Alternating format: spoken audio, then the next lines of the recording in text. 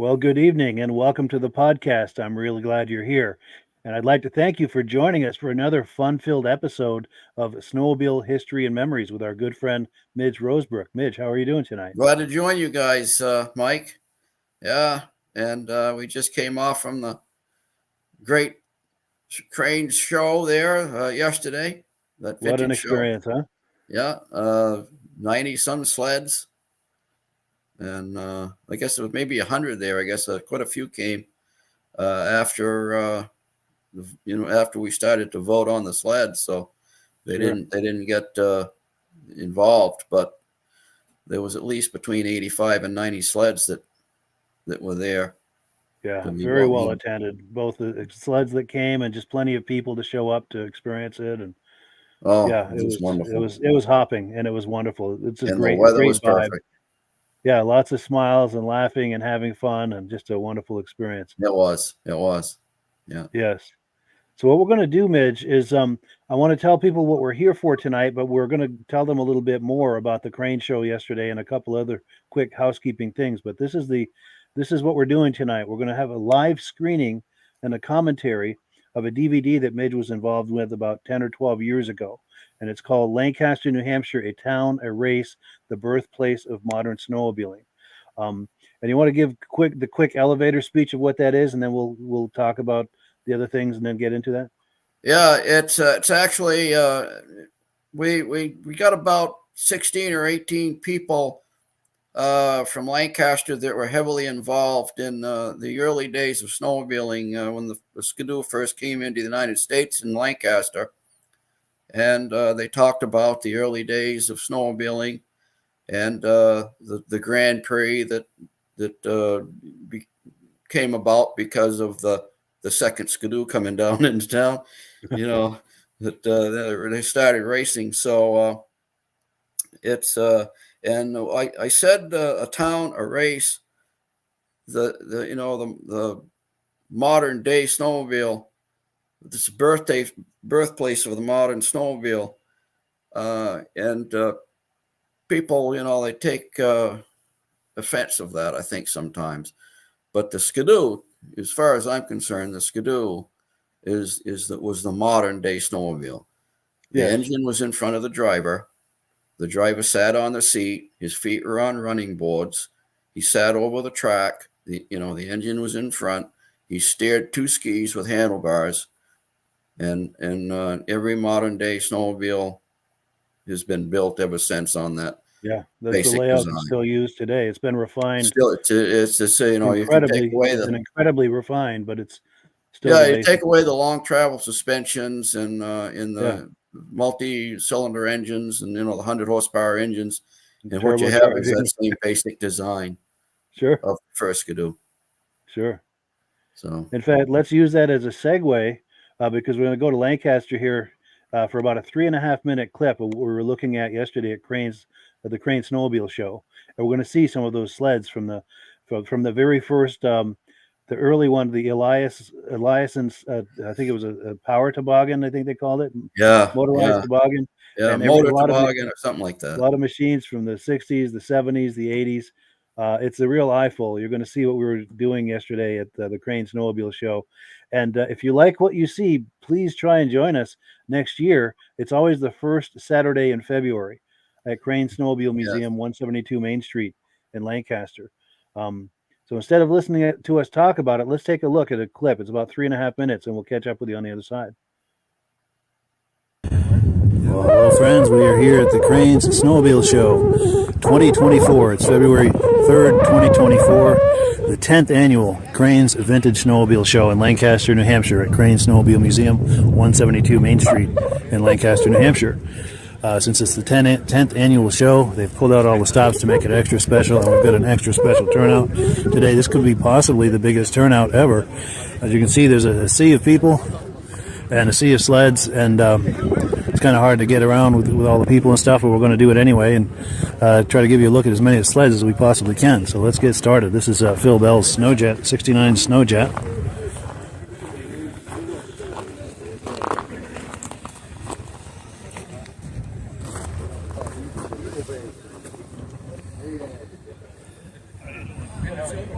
See, these are Ed Stabs and Jeff Mower sleds. These here, huh? I believe so. Yeah. Ed's got that. What's this? That TC. I've never heard of that. This one here.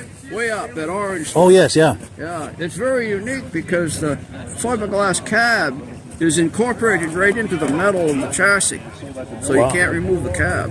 Interesting. Yeah, never seen anything like that. That's a 66, which is quite stylish for a 66 sled. Yeah, definitely.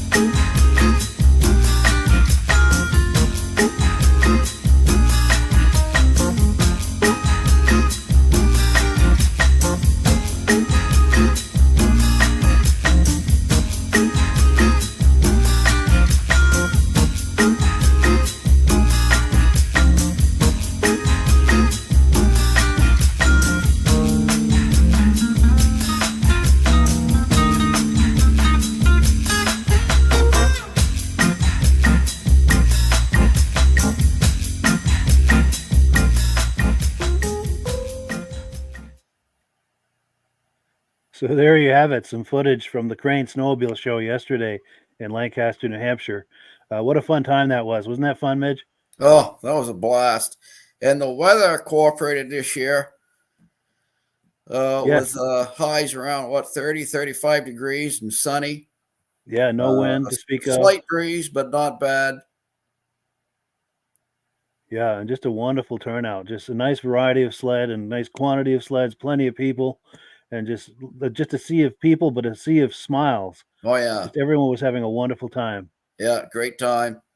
They had good food inside. Compliments of Paul's daughter, Melissa, Yes. and her group put on a nice meal in there. And, of course, there was another 150 vintage sleds to see inside the museum besides what you see out here. Yes, so that tan building in the background is Crane Snowmobile Museum. Yeah, if you didn't get your fill of vintage sleds yesterday, I don't know what will. Exactly, if that doesn't do it. Yes. Yeah. Now we've got some comments coming in. Let's take a look at those, and we've got a few more quick things about the show, Crane Show. James Whiteside says, "Hi guys, tomorrow is Monday." Oh boy, exactly. Yeah. And then someone on Facebook is saying, "Good evening, guys." Good evening back. Let's see. Then we've got our good friend John Spranger Jr. says, "Good evening, everyone from Elon, Wisconsin." Absolutely. In fact, John was there last summer, and he was asking for you. Yeah, I missed him. So hopefully next time when he's in town that he'll be able to catch up with you for a visit. Yeah, I hope to. Yes. And then Alan Gove is in here. I met him at the show yesterday. He because I've been corresponding with him for a while and finally had a chance to meet him in person. We had a nice visit. Very good to see him. He says, "Good evening from New Hampshire. Regular viewer and a good visit with you guys." Oh, good. Cool deal. Yeah. Tim Bewick says, "Happy Sunday, Mike and Midge." And our good friend Ben Thomas says, "Good evening, Mike and Midge. Glad you're Hi, Ben. highlighting the crane show. That says the podcast is the next best thing to bring there." Really, it is. Yeah. Thanks to Mike LaPierre to have these podcasts. We wouldn't be able to enjoy all of this stuff. Yes, we have a lot of fun doing this. Yeah. Yeah, it's a wonderful collaboration because it's wonderful content for the video stuff I do, and it's great promotion for everything you guys are doing. It's a wonderful collaboration. Absolutely. And also, Ben Thomas is saying Ed Stab has a very nice and diverse collection, which is absolutely true. He does. We're going to be talking about Ed here in just a minute, but I want to get through a few more of these comments. James Whiteside says, "I'm glad that these vintage sleds are still around." Yeah. Yeah. There's some serious collectors out there. Yes. That keep this stuff alive. Yes. And then, yes, someone else is saying, "Sure looks like a good time." And then, Jeff Maurer is here. Says, "Good evening. Nice to see you, Jeff. Hope you Hi, enjoyed Jeff. that look at your sleds." Yeah, he had some good stuff. In fact, let's take a peek at those. He owned that some of these sleds Scorpions. right here. That white Polaris TC and the TC. Scorpion. And I think that Larson, or is that Ed Stabs? I'm not sure because they both came together from upstate New York. They both came together, and they had their sleds were together. But that sled in the back, I'm drawing a blank on the name of it, but I got to get a good interview with Jeff on that sled in the back. That sled was made in Quebec, and I'm drawing a blank on the name of it. But yeah, maybe Jeff will leave it in the comments here with any luck to help us out in a senior moment here. Someone else on Facebook saying very nice. Kevin Colhane says good evening to Mike and Midge. And I'm going to sneeze here. Oh, excuse me. I'm sorry, folks. I think I might be coming down with something because my throat is tickly and I'm sneezing. Yeah, hopefully not, Mike. Yeah, and I hope I don't give it to you guys. So don't get too close to the screen. Yeah, I won't get too close to the screen tonight. Yes. Someone else on Facebook saying good evening, everyone. And Jim McCrae says, well, there's some really cool sleds there. Thank you so much. Here we go. Jeff Maurer is coming in the clutch for us. That sled in the background on the far right, that gold sled is called a Cometic. Wow. And it's a 1971 Cometic. Wow, never heard of it. We're getting a bless you on the sneeze too. James White says bless you. So thank you so much for that. Bless each and every one of you. Well, thank you. And then someone else saying, I just got one. Must be a cold or a sled. I'm not sure. Yeah. But and then where are the speedways? I know there's one inside. Were there any speedways outside yesterday? I don't think we had a speedway outside in the show yesterday, but yeah there is definitely one. Paul has one inside, or he did have one, but maybe he sold that. Come to think of it, yeah. I think I know it was in the corner under the Eastern Snowmobile Racing Hall of Fame. He was in that corner. The speedway was in that corner at one time. Yeah, yeah. Oh, and then here we go. Jeff says that brown 66 Larson is his. The orange Larson is Ed Stabs. Okay. Cool deal. Yeah. Oh, and our good friend Steve Dickinson is in the house. He says hello. In fact, let's look at some of Stevie. his cats. He is he's got some of the nicest cats you'll ever see. Let me see if I can find those. Best. Top class. They're in the back there. Yeah. Okay, right there. So yeah, way in back. The two white ones and the black one in between, and then he's got a couple more to the left of that. In fact, that might be him standing there with the black hat and the green cat jacket. No. Or no, is that Dave Stroud? That might be Dave Stroud. No, it might be Dave. Yeah. Yeah. Steve was there a half an hour before Paul Crane opened up the museum. That's how dedicated Steve is. Yeah, Steve is serious. He's a serious collector, and he's a great friend to everybody that's in this business. Yes, he is a wonderful friend for sure. And it's always good seeing him at these shows. Absolutely. Also, our good friend Reese Fleury is in the house saying good evening. Hi, Reese. And yeah, this is wonderful. Oh, yeah, he had a birthday a couple of days ago there. Yes. Yeah. Last weekend. Definitely. So one other quick comment about the crane show. We were inside and we managed to get our picture taken with Ed Stab. easily the greatest promoter in the East. Do you want to give just Absolutely. a quick taste of his resume? Yeah. There's nobody that can touch him. No, Nobody. no, for sure. No. And He's he going to does. do the next national show. Yes, and I he's heard him done telling several in the somebody. past.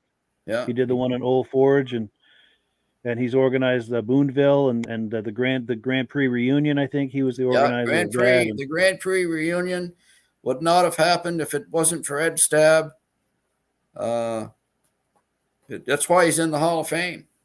yes, yeah, so many. He's the organizer behind so many races and shows and events Yeah. and Yeah. anything to do with snowmobiling in that part of New York State. He's usually behind it. Success And and Ed Stab are in cahoots together. yes, and Yeah. any event you go to that he's behind is very well organized. Very successful. Anyone who went to Old Forge two years ago knows exactly what I'm talking about. That Oh show my is very gosh, well what a organized. show. Yes. Yeah. Oh, and we've got more comments. We've got Stacy and Art Fosler saying, "Hey guys from Plattkill, New York, regular viewers." Here we go. Someone on Facebook is saying Ed is the best, and he The absolutely best. is. Yes. Oh, and then the 2025 national show will be in Dunkirk, New York, and I believe Ed is behind that as well. That's right. Yes. So yeah, shout out to our good friend Ed. Yeah. Now, one last quick thing I wanted to do before we get into why we're all here tonight. When we were here last week, we were talking about Claude Hebert. We showed his induction into the Eastern Snowmobile Racing Hall of Fame, and then we talked for a moment about the tournament. Pardon me, the Tournament of Champions race series. That he was the catalyst for that. He had the idea for that. Right. So I mentioned on the podcast last week that I might reach out to him, see if maybe he'd be willing to come on at some point to maybe talk that up, see if he had any old images or artifacts from that. So I messaged him, and this is the reply I got. I got a nice reply. He says, "Hello, Mike. I watched the podcast, which was pleasant to relive. I wish I had more info on the Tournament of Champions, but for some reason I was never a person to accumulate pictures or articles or anything like that. I wouldn't be able to give you enough day-to-day info on the Tournament of Champions to make it viable. The day that it was announced that Kawasaki was getting out of racing, we were devastated. Four of us gathered in the president's office to discuss marketing options. The president, the director of marketing, the business manager, and myself were throwing out ideas. That's when I threw out the idea of having an IROC type of competition for our sleds. The idea snowballed, and from there, the Tournament of Champions was born. Once the idea was formulated, it was up to marketing and research in Shakopee, Minnesota. I hope I've pronounced that correctly. It was up to them to develop and prep the sleds. Wish I had more info on the day-to-day doings with that, but yeah, we thank Claude so much for that. Even that is useful information for anyone Oh who's yeah. familiar with the Tournament of Champions or curious about it. There's some backstory right there for you on that. Yeah. Yeah. And it all started with Claude on a motor ski in Colebrook and racing for the local motor ski dealer in Colebrook, and then he raced for Rockwell Distributors out of Maine. And he went from there from motor ski to Snowjet and Kawasaki. And what a tremendous career that Claude had. Yes, very You know. accomplished. Yeah. So For sure. yeah. Well, we've got a few quick comments coming in, and we'll get right into the main event tonight. Here we go, talking about the crane show. Hi, guys. Sounds like it went well. Yeah. And someone else saying those rups looked great. Yes, those were incredible rups. Yeah. Those are Ray Parento's rups. He's a good friend of mine. He always brings some beautiful rups. He's got a serious rup collection, and he brings some to all of the shows in northern New Hampshire and northern Vermont. So if you like those, try to attend some of these shows, and you get a chance to meet him in person and hear he's got voluminous backstory on all of those sleds too, which is great. And then, Midnight Rider says Ed will be at the 2024 National Show in Duluth, Minnesota. Yes, I think it's 25 though. Oh wait, no, 24. Yeah, that's this coming year. Yeah. I'm sure he'll be there. I don't know if he's behind it as far as organization, but I think he is. I think he said he was. That wouldn't surprise me. Yeah. Because he knows how to put on an event like no one else. Yeah. It's always successful when Ed does it. Yes. So well organized, so well run. Yeah, so well organized. Yes. And then Lena Smith is saying hi to Steve Dickinson. Cool deal. Very cool. So, one more comment. They keep coming in. We appreciate that. Jeff here says, yes, Ed and I are going out there to Duluth. Cool Yeah, deal. That's Jeff Maurer. yeah, Good deal. yeah. That's the thing I love about this podcast is, we get on a topic and, if someone has a question or an answer Instantly. without, yeah, or an Yeah, answer without a question, we complete yeah, the circle. yeah, I love, this going live like this and everyone's participating and yeah, making it a yeah. wonderful We conversation. had one channel growing up on television, and now we're standing here talking to people that live 500-600 miles away. Yes. Yeah, Yes, and it's a wonderful way to, all of us who are here have memories of how wonderful that was in the 60s and 70s when snowmobiling was just on fire, the glory yeah, days of snowmobiling. yeah, And like we've talked about, with Eastern Snowmobile Racing Hall of Fame, so many of us felt like maybe that was forgotten, but guess what? It's not. yeah. We're No, here reliving that every week yeah, with people who care about that and who are interested in that and have wonderful memories of that. right. But yeah, I'm going to put a graphic up. This is what we're here tonight to do: a live screening and commentary of a DVD that Midge was involved with about 12 or 13 years ago. It's called Lancaster, New Hampshire: A Town, a Race, the Birthplace of Modern Snowmobiling. So what we're going to do is we're going to roll that video, and as we find interesting people to talk about, or situations to talk about, we're going to pause it, and Midge is going to fill us in with some backstory. Yeah. So it'll just take me a moment to get it queued up here, and we'll get this party started. Okay. And anything, Midge, you want to say to help set this up? Or This first little film was an 8mm film that was produced by WMTW Channel 8. They came to Lancaster in 1964 to cover the Lancaster's bicentennial winter carnival. And the Grand Prix was part of the winter carnival that year. And so this some of this is 8mm film that was produced by Channel 8 over in Portland, Maine. nice. Yeah. Well, cool. Yeah, And let's the roll a few. music Go ahead. is the music that you hear on this DVD was all produced by Jeff Landrock, who was the guy that edited the whole thing. He had a Beatles band, and he used to edit his group videos of his band wherever they played, and they used to sell DVDs, so he knew how to do the editing. And his family was heavily involved with the snowmobile because his mother is a sister of Butch and John Roberts, who owned Roberts Motors, who sold Skidoo. They're one of the first Skidoo dealers in New Hampshire. Hmm. So the family went way back in this business, and Jeff jumped all over it, and this is what he did. Yeah, he did a good job too. And yeah, we're about to meet some of the people that were there back in the day when the first Ski-Doo came over the border into the U.S. and the early days of the Grand Prix. And we're going to meet some of those people. And Yeah, it's good timing that you did this when you did, Midge, because yeah, many of them are not here with us anymore. yeah, yeah. So it's I've good that got you a were able photo. to. You want me to pop up this photo, Mike? Yes. Uh, there's a photo of these folks that came to my house one day to talk about this video that you're about to see. On the looking at the left there is Butch Roberts in his red sweater, and then who was that next to him? I don't know if that's Mike Beatty. It's hard to tell.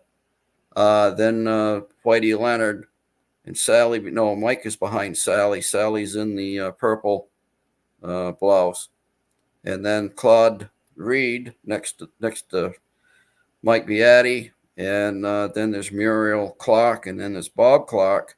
Oh yeah, over next to Butch, that was Tim White. Yes. Every single one of those gentlemen are now gone. The Wow. only ones left are the ladies.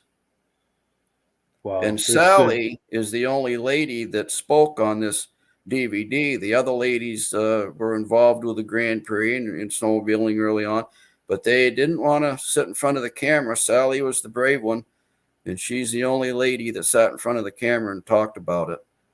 Wow. But It's good that you did this when you did.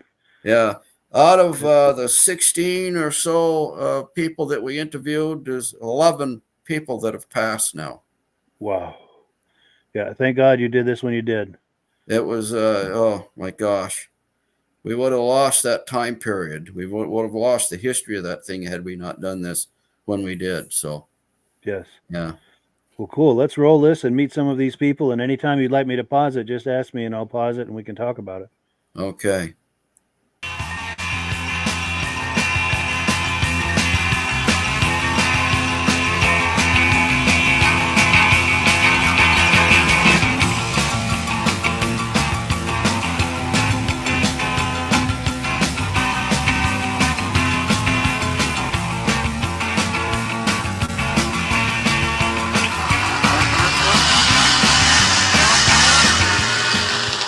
We didn't see a snowmobile track anywhere back in 1960 or 61. There wasn't a track anywhere. I remember when I was a state trooper, I was coming down Route 3, and I looked across, and I saw these lights going across the field.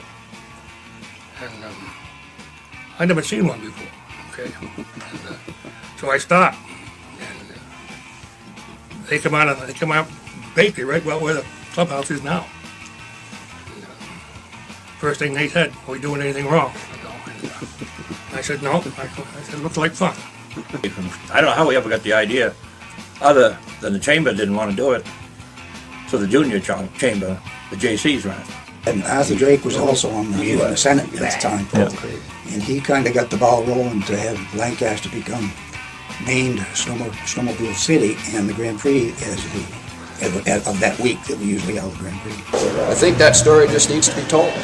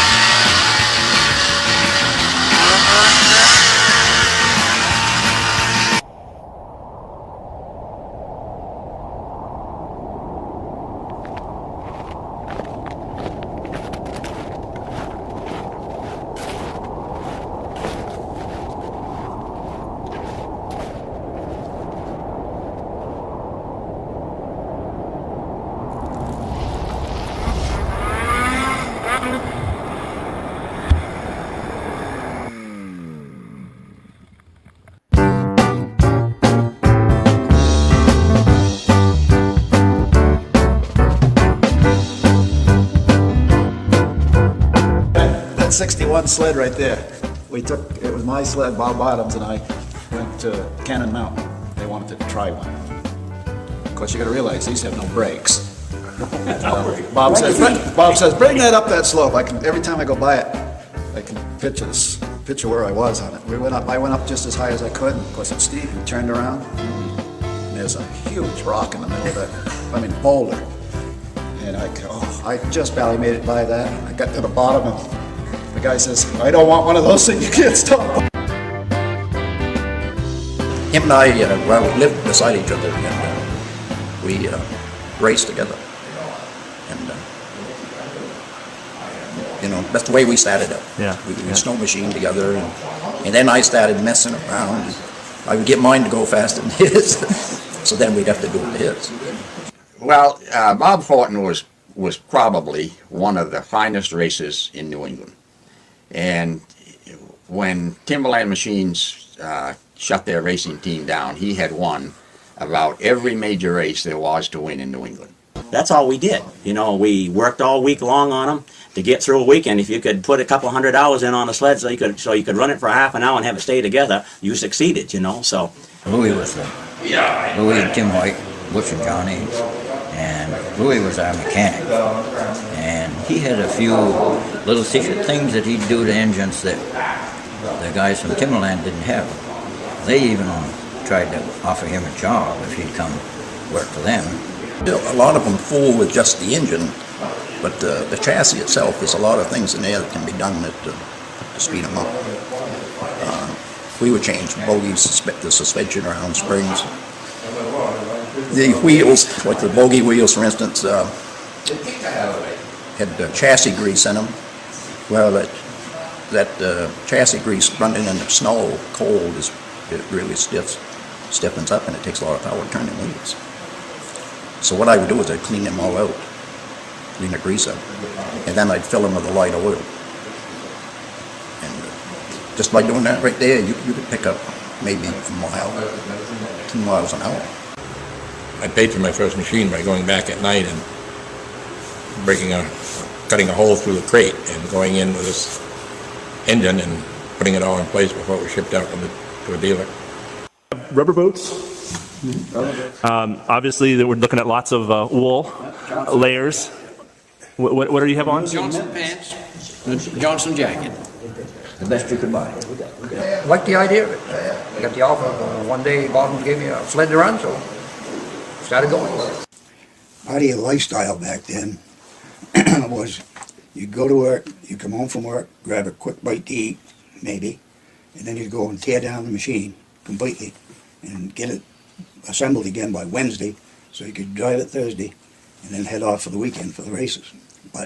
And a lot of times after the races were over, you know, I'm talking a period of in February or something, several people would get their snow machines out just after they get home from work and take a ride. In my case, or our case, we'd leave from Roberts Motors and go up Stebbins Hill, and we'd build a nice bonfire and stick the hot dogs in it and have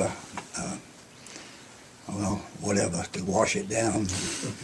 And, you know, it's just snow machining was fun back then. It was amazing. We were a skidoo dealer. And then as it went on, and Roberts has got interested in racing, so Butch Roberts and Johnny Roberts, I had to build them machines. Tom McLaughlin, he also had a machine at one time that he was running. Them old sleds too. I can remember my first race there. The windshields on them weren't kind of like flexible like that. They used to have a 1/4-inch plexiglass on them. And that first cross country over here, I launched right off with a truck stop there someplace between different levels of the field because you couldn't see it. In the snow, it was all the same color. Struck my head and rubbed my nose right up that big heavy windshield, just about pretty near seven the top of your head. You know? Bill Doolin, I'm a 190, snowing hard. And I come out of the station, I saw a brand new set of skidoo tracks. This guy here, Mike, he was the town police chief. Yes. Whitey Leonard. So this is what he's talking about here is when he was the police chief. Nice. And I think we've got an image of him somewhere giving that award to Villeneuve there when Jill was here in town. He had Whitey was the Grand Prix chairman that year, 76, I think it was. Yeah. Yes. And I'm trying to find that real quick. I don't know if I actually will, but Whitey was a big man. He was well over 6 feet. So quite a presence. So when Whitey spoke, people listened. Yes. Yes. Yeah, I'm having trouble finding that image, but we've all seen it because I've put that up several times. But yeah. Very big, very large man. Oh yeah. Well, cool. Oh, we've got comments coming in. Let's take them real quick. Okay. Here we go. Mike and Midge, you guys are doing a great job. Thank you so much. There's Lena Smith. We appreciate that. James Whiteside, look at that snow. Yeah, we don't get snow like that anymore. No, that's back when it snowed. Yes. Oh, here we go. Is Lancaster, this is Alan Gove saying, is Lancaster in the future going to have races at the fairgrounds? I know you need a lot of cold weather to make ice. Yeah, that's the problem this year. It's a good thing we didn't try to do the 60th Grand Prix reunion because this year would be the 60th. And we just didn't have enough cold weather to make ice. Yes. We need a millionaire to step in and put in a system like you have at hockey rinks. Yes. Where you can freeze the ground. And it didn't, it wouldn't make any difference what the temperature was. We could still make ice. Control the environment. Yeah. I'm putting the word out for multi-millionaires. If they really want to see racing in Lancaster, this is what we're going to need to do in the future. Yes, a biodome kind of a thing. Yes, the winterized biodome. And then we've got Lena Smith saying that's good of her. I think she's referring to the woman who was making comments on camera. And she's also commenting about the people in that image and who were part of this project who are no longer with us. She's saying, may their souls rest in peace. Absolutely. Yeah. Another comment, what a great video. And Todd McMillan saying, hi, Mike. Todd from Madoc, Ontario, Canada. Outstanding. Wow. Well, cool. All Any right. more on Whitey before we keep it rolling? Or No, other than he was, I think he was a president of the Snowdrifters one year or a few years there, and he was heavily involved in the snowmobile, and this is why we got him on board to tell his story. So, yes. Yeah. Well, cool. We'll keep it rolling. Went down. When I was going down, the snow machine went the other way. So I turned around and followed him all the way up to Bill Doolin's house. Pulled in the ad, and I said, what in the world are you doing, Bill? He said, I went to get a pizza. And well, I gave him the rolls, and he gave me a slice of pizza. Put snow the length of Lancaster on the sidewalk, at least a foot deep, so that they could be sure to have good enough snow to have a full parade. And if we went down the woods to cut some wood, do some trimming, we'd snowshoe down, lug the saw or the axe or whatever, and then when the snow machine come along, we made a little trailer. And my father wasn't too keen on snow machines until we figured out we could put a little trailer behind it and take the saw down the woods, and he thought that wasn't too bad. I would much rather have an old sled. If I went back snow machining right now, I would really have the old sled. The next year was 1960 sleds came in, and I sold the 1960 sled to Herbert Vira and Pants at the Middlesill, which is in the museum down, Red Parks's, and that one is down there, the first two with wooden skis. The next 10 came down, which was on a, Brett Moran was hauling them on a trailer, not a trailer, a tractor, and stopped at Monahan's Golf, and Bill Fitch was in there at the time, old Bill, and Dick Monahan at the time said, you ought to own one of those things. So Bill bought one.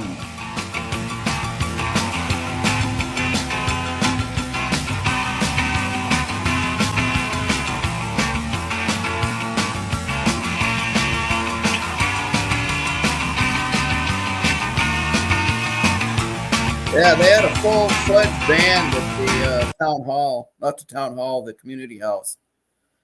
That's that band you see there playing. They had a dance, and they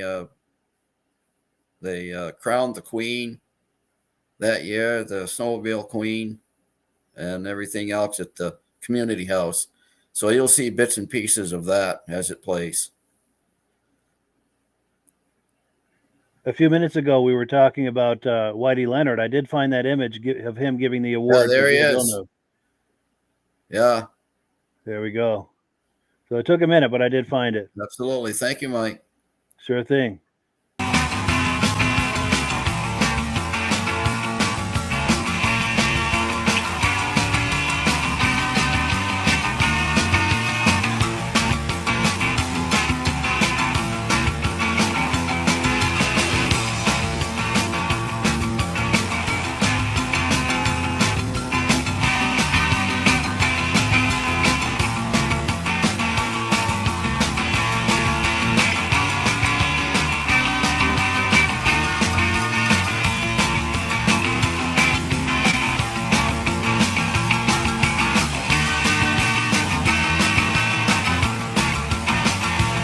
Yeah, they used to have the Le Mans type start years ago. The machines were shut off, and the drivers had to stand, I don't know how many feet behind their sleds, and they had to run to their sleds, pull the pull cord, and take off.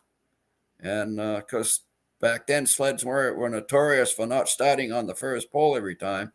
Yeah, so, that's a gamble. If you had a good starting sled, you got a big jump. Sometimes you'd win the race, even if you didn't have the best sled, just because the thing started. Yes. Well, they did away with that. Here we go. That's the Le Mans start right there. The Grand Prix style, European style Le Mans. Yeah. Start. Yeah. And the guy in that dark sled, I think he's trying to push it to start it. In fact, let me back that up just a smidge, and we'll see how that plays out.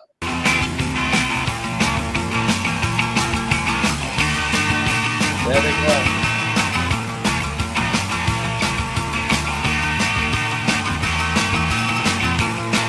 That's the Polaris. Yeah.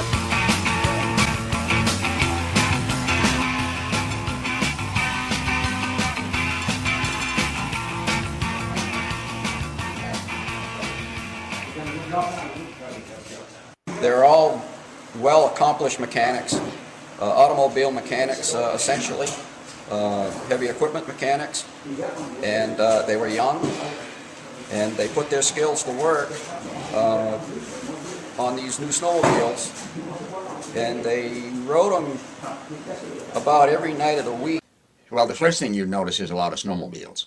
The town was very relaxed on enforcement of what snowmobiles could do at that time. You could ride on the sidewalks and not get in a lot of trouble. If the streets were snow covered, you could ride on those. One thing that the Grand Prix did have in their favor was the chief of police, which was Whitey Leonard, was very involved in the Grand Prix. So that helped the issue out. If we happened to have a chief that was not involved or not in favor of it, probably wouldn't have been so lax. But it did generate a huge amount of economy for the town of Lancaster, so most people were very acceptable for what went on. There was snow put in the roads done by the town highway crews to be able to have a parade down Main Street, which involved a lot of snowmobiles. There was a snowmobile queen that was chosen each year, and she usually led the parade. It was a pretty big deal for back then. Yeah. I think they did respect my position, and they sort of went behind the barn. Yeah. Cross countries, I remember Bobby Eastman, the first cross country we had, and it went across the river into Vermont, up around towards Granby, and came down the power line. And I remember coming in, and geez, I was so tired. And I looked over and had Bobby Eastman, he's just grinning. That was fun. The fun part was he came in a half an hour, 45 minutes before anybody else. Wow. And shortly after that, I read in a magazine that he raced from somewhere near Montreal to Ottawa on a cross country for Polaris. And he won that, and he won it by like 12 hours. It was an endurance run type thing. So, but really, Mike can tell you, and Midge and Claude, Timmy was a heck of a driver. We enjoyed our local teams, and some of the local teams, including ours. We won the Hiawatha Cup down in Laconia, which is one of the major national events. We also went to Lake Placid, went to Bangor to see the big old Axe Man. Made a lot of trouble, and had a lot of fun. One thing I was going to mention was the hazards of the crashes that we had. Tim mentioned it earlier, and it got to be, on one Sunday, it got to be kind of a horror show. And that particular Sunday that I'm thinking of, we had 7 trips to the hospital with the ambulance. You could imagine how high up in the air you had to be. And then they put hay out there in front of it. I went right beyond the end of the hay when I landed. Never touched it at all. But luckily I could back down. My feet come out from under me. And that was probably this guy my most right here amazing is jump going to be Bicentennial. inducted. Bill Buckland. Oh, wow, yes. Before. He's going to be inducted this year in the Hall of Fame. Nice. Yeah. So I just thought I'd make mention of that. And I think he's talking about the old snowmobile jump contest that he used to have. That's a famous photo of him.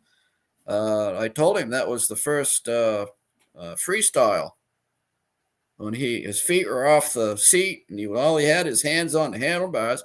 I said, Bucky, you just pulled the first freestyle snowmobile jump. He said, I think he tells it in here. I think he said he landed perfect. His feet were on the running boards when it came down, but it looked like he was totally out of shape. So, yeah. Wow. That's crazy. Oh, we've got a few comments that have come in. Let's see. Here we go. James Whiteside says, Midge, what did a sled set a guy back for in those days? What were they going for? Yeah, they were probably the 16 horsepower models, 14, 16 horsepower models were probably going for around $900. Sure. Yeah. That's a fair amount of money back then too. Yeah, you couldn't start a track for that today. True. Yes. Yes. Yeah. And here we go. Ben Thomas says, if we cannot find a willing millionaire, maybe we could find a million willing racing fans. There we go. To build an enclosed environment, right, for racing, right. and we could do it year round. You know, if it's enclosed, we could race year round. Here's our problem, Mike. Everybody that's involved in this now is in their 70s. True. Yeah. We need these. You know, back when the Grand Prix was first run back in '64 and all the way up through the 70s, those guys were in their 20s and 30s. Yeah. And I dare say that when we did this last Grand Prix, the youngest guy was Shane Beatty, and he was 45. Wow. So we got to get these young people involved in this thing. Definitely. Definitely. Yeah. That's the future of this. Yeah. You know, if they want to get anything done, we're going to be gone in 10 years. Yeah, it's true. The clock is seriously ticking. Yeah. And another 10 to 20 years, this hobby is going to look very different because a lot of us will be gone, like you said. That's right. And that's why it's important to get this stuff written down like we're doing now. Yes, documenting this and keeping these stories alive, keeping these memories alive. Right. Absolutely. And that's the thing I like about this podcast. This can be a place where we all gather, people who have memories of that or people who are curious about that. These podcasts are a place where we can all gather and share information and stories. And absolutely. Definitely. And then one more comment. We've got Todd McMillan saying the Bonashare Cup was this weekend in Eganville, Ontario, Canada. Yeah. Yeah. It'd be interesting to see how everything went up there. Yes. Well, cool. Anything else before we continue the footage? Or no, I think you can run it. I just thought I'd say, a little thing about Bucky that he's going to be inducted this year. Yes. Yep. Very cool. Well, cool. Yeah, we'll keep it rolling. Get back down. My feet come out from under me. And that was probably my most amazing jump ever. Bicentennial was in 1964. And Bob Allen and committee members of some sort, I forget when the original meeting was held, but he made the suggestion that they have a Grand Prix snowmobile race to cap off the bicentennial activities of 1964.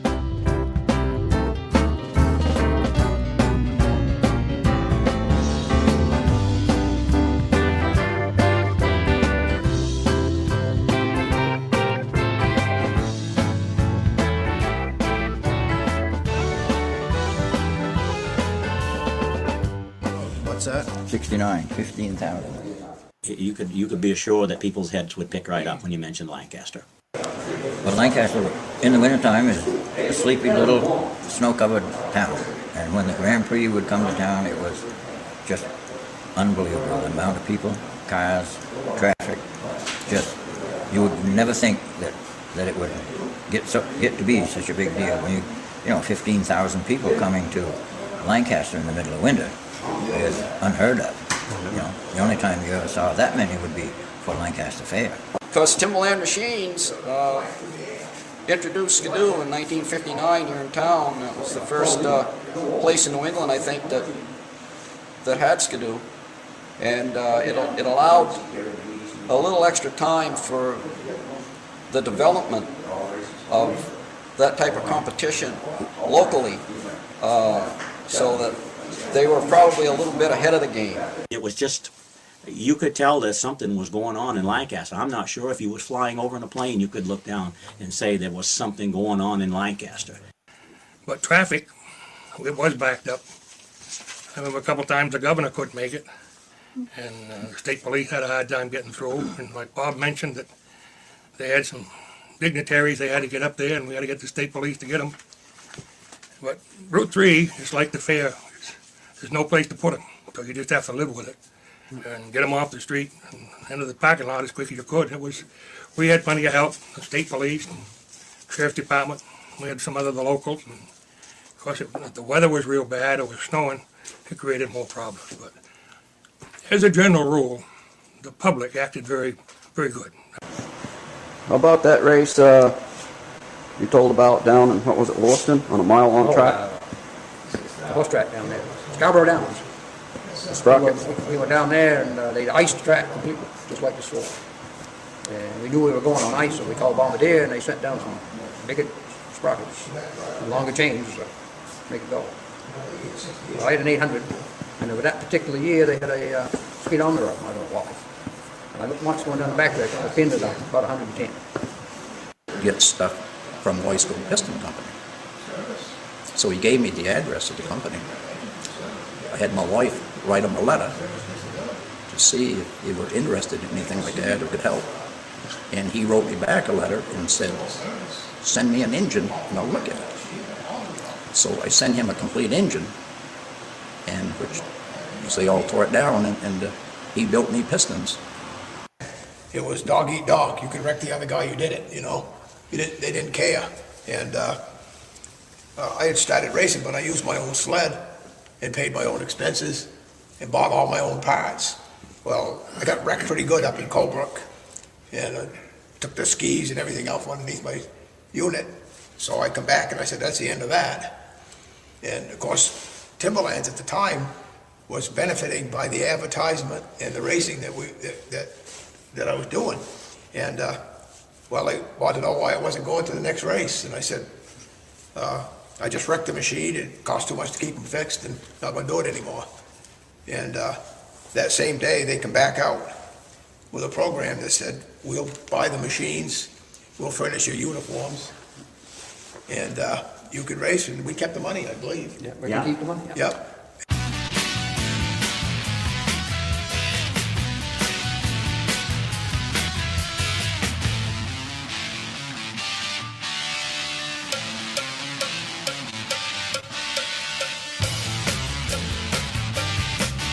Yeah, here's a good thing that Mike, if it wasn't for the women, a lot of that stuff wouldn't happen. Sure. It was the women behind the scenes that made those guys look good. Yes. Just to let you know. Sure. A lot of We all know volunteerism that. probably, and just being supportive, letting the guys go out and race. And Yeah. If they didn't like that, if they didn't like that sport and what the guys are doing, it probably never would have happened. It's true. So It's true. the getting the women on board was the key to happiness in the snowmobile racing scene. Yes, for sure. We've got more comments coming in. We've got Pong by Atari Tim A. Says, I'm so glad I found your channel. Brings back a lot of fond memories. I was a young kid in the 60s and 70s and love watching your show. And thank you so much. Thank you. We love that you watch it, for sure. Oh, and here's a good question. James Whiteside is wondering, is Timberland still in existence? No, they went out of business, and a company by the name of Chadwick and Bayross came in, and they left, but now they're back. They built a new building up on North Main Street, and now they're back. But Timberland Machines folded up back in the mid 80s, I think it was. Yeah. Interesting. Yeah. Great company though. Yes. Yeah, there's definitely a legacy there. Yeah. So yeah. Cool. Keep it rolling? Yeah, sure. All right. Now, what did he just do there? Did he drop an empty beer bottle behind the paneling? What happened was there was a painting or a picture on the wall in the motel room. Yeah. So they took the photo of the painting down, and they punched a hole in the wall, so they could drop their empty beer cans down there, and then they put the painting back up on the wall afterwards. There's another little well-kept secret in the racing world, was the fact that these guys used to take their engines off after the day of racing. They would take the engines off and take them into the motel rooms and rebuild them on the floor. Yeah. And sometimes they take the whole sled in. Wow. So drag it right into the room. Some of these motels weren't very happy after those guys left. Yeah, I'll bet. They'd leave an awful mess. Yeah. Yeah. No doubt. But because they made big money, the place would be booked in the wintertime, which it normally wouldn't be if it wasn't for the Grand Prix or any of those other races. So sure, it was sort of catch-22. You know, they left a mess, but yet they left a lot of money too. So Yeah, they made money on it at least. Yeah. yeah, yeah. Well, cool. So I backed it up just a little. We'll see if we can see him pop that bottle behind that fan Yeah, light yeah. one more time. Yeah.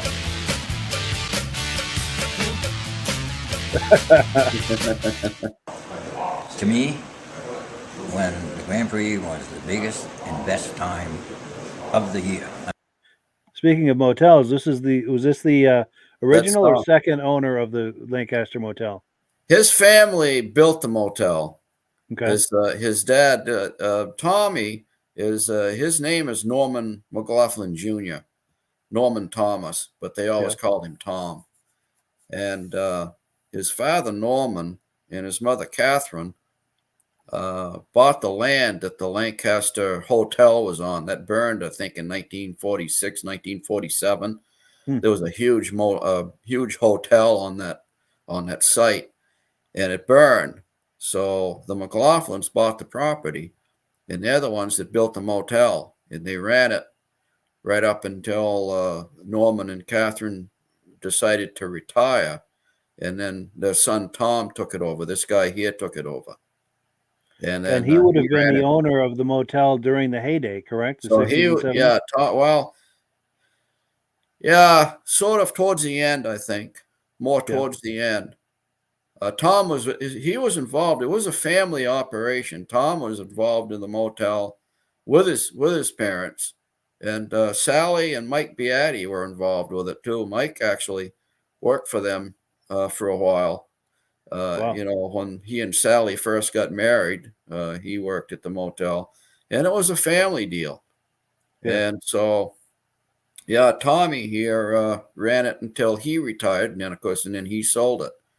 Yeah. But he used to help at the Grand Prix every year. Tom did, and did a lot for the community. The motel was always the hub of the snowmobile racing scene. Whenever the Grand Prix came to town, that was the headquarters. As we've always mentioned, the Lancaster Motel was the hub of this whole deal. And the McLaughlin family was they were really involved with the whole thing. And Tom was on board from the very get-go. And Tom used to race. Yes. He raced for Roberts Motors team, and in any race, I think he raced Polaris. I think Polaris Factory came with 3 extra sleds, and he grabbed one year. So, yeah. Wow. Yeah. And while we're on the topic of the Lancaster Motel, let's show them a little love. There they are. That's a little love on the screen. Art Deco logo right there. Yes.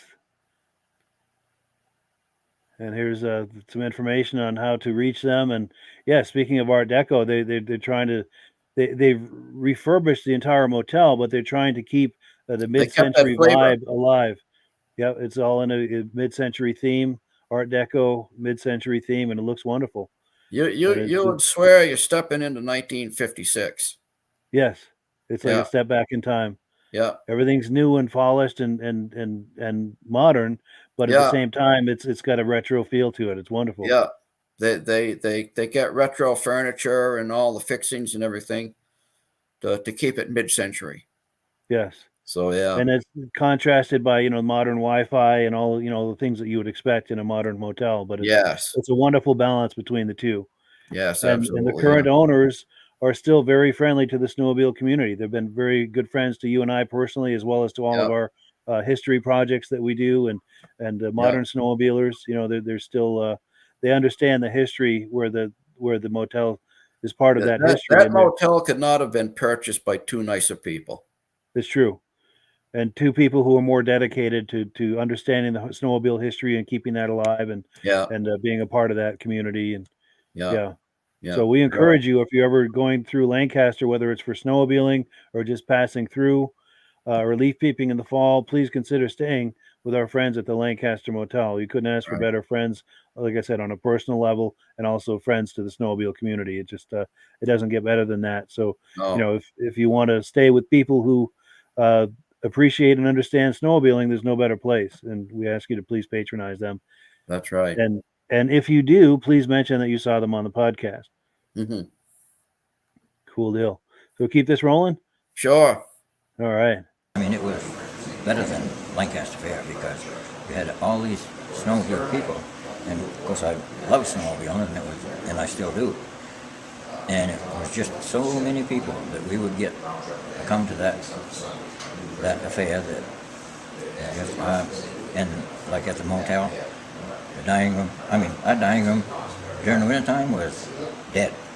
Grand Prix weekend, it was full. Now that race was held behind the old Timberland machine building, or behind what is now McDonald's. That was held there that was the first race, and it was kind of Bob Bottom's idea, and Bob is the one that gave it the name Grand Prix. They were like my heroes, local guys that I knew. They were 10 or 15 years older than me. I saw them quite frequently, like I say, at the golf station. And they were big names for a while in snowmobile racing. They put Lancaster on the map. Well, it was scary as far as I was concerned because of the speed back then that I thought was so fast, and I guess it's just women are probably more prone to worry about things like that. But I can remember thinking, I just hope nobody gets hurt today, you know, just because to us it was really fast. And now I realize how slow it was, but I do remember the fear factor of somebody getting hurt. And when you're working on something like that, you own a part of it, and it's like if something happens, you feel that everybody had a little bit of responsibility for that happening, and that always stuck in my mind. Yeah, somebody might get that amount of people and stuff they're brought in here, and whole factory racing teams, and it was, I don't know. The place was packed. Oh yeah. Oh yeah. Motels, everything around. You couldn't get a room anywhere. Yeah. And, no, there was. I guess the big thing is that there are factory teams coming in, like the Out of Cat team stuff. You know. The whole Roberts Motor Sales, as well as Timberland Machine, got involved in the Grand Prix quite seriously. My wife, and we always had the kids in the parade, and we'd make a float and do this and that. But mostly, and Rod was right, the first races were held, and it was mostly just you go in there with what you had and shoot down the edge strip, and whoever got down there and back first was the winner. There was no ovals, there was no nothing. And it just kind of grew from there. We had one thing I was very, very proud of is the whole town got involved.